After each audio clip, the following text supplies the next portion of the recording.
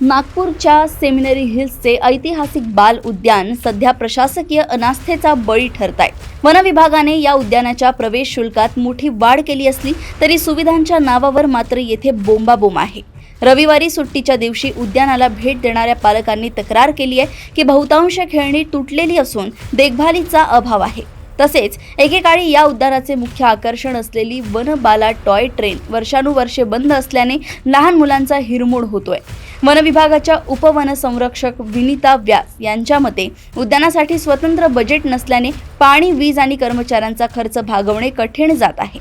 मात्र दिलासादायक बाब म्हणजे मुंबईतील वनराणी टॉय ट्रेनच्या धर्तीवर येथील वनबाला पुन्हा सुरू करण्यासाठी 35 कोटींचा पुनर्विकास आराखडा विचाराधीन आहे।